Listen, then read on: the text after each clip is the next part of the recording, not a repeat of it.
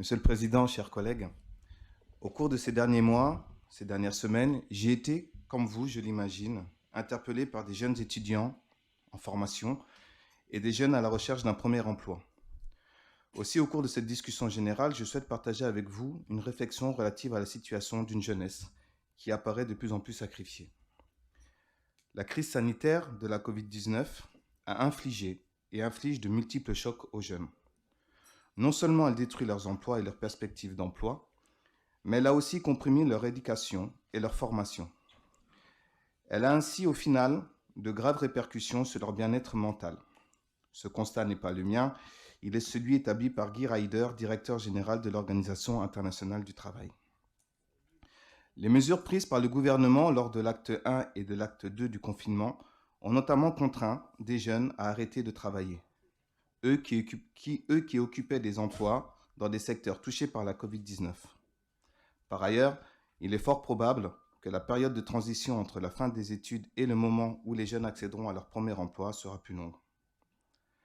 Par ailleurs, la nouvelle édition du baromètre Ipsos Secours populaire de la pauvreté a permis de mettre en évidence que l'aide alimentaire massive a permis aux personnes aidées, dont une large majorité d'étudiants, de reporter l'essentiel de leurs efforts sur leur paiement de leur loyer afin de repousser le spectre de l'expulsion. À ce titre, il n'est plus rare de voir des étudiants se restreindre les quantités dans leurs assiettes ou encore sauter des repas. Et nombreux sont ceux aujourd'hui qui frappent à la porte d'associations pour une aide alimentaire. Cette même étude montre qu'une large majorité des personnes considèrent le risque de pauvreté plus élevé pour leurs enfants. Vous l'aurez compris, Monsieur le Président, chers collègues, notre attention est appelée encore plus afin d'accompagner cette jeunesse qui, dans sa grande majorité, s'estime être sacrifiée. Il est vrai qu'au nom de la préservation de la santé de tous, la fermeture des écoles, des collèges et autres établissements scolaires, la fin des activités sportives ont pénalisé avant tout les jeunes. Et nous devons, au même titre que ces 110 maires qui ont lancé un appel au secours au président de la République, nous mobiliser encore plus pour la lutte contre la pauvreté et ses trajectoires tragiques vers celle-ci, dans les territoires les plus fragiles et notamment les quartiers poétiques de la ville.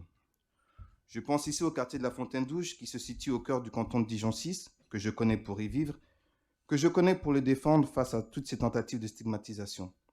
La réalité de ce quartier ne lui est pas propre, car elle est celle que connaissent également des territoires ruraux.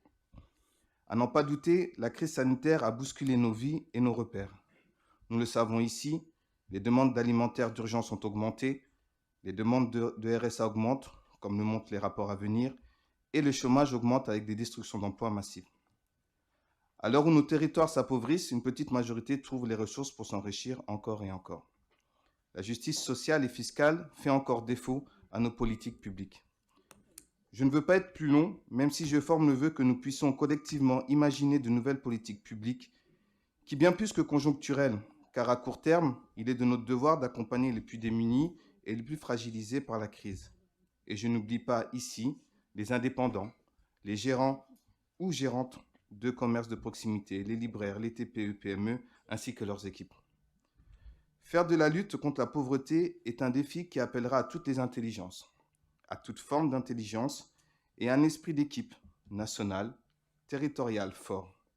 Imaginez demain un poste de la prospective, et les chiffres ne peuvent à eux seuls l'exprimer.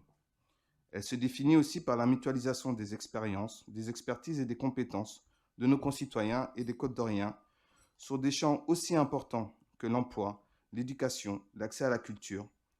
La vie associative qui doit nous inquiéter tant elle peine à trouver des futurs dirigeants. Je pense également à la lutte contre le réchauffement climatique également ou à l'adaptation au climat. Ne l'oublions pas, le social et l'environnement sont aujourd'hui les deux faces d'un même désastre auquel nous assistons. Un appel à l'individualisme devra répondre le collectif de nos actions publiques. Merci.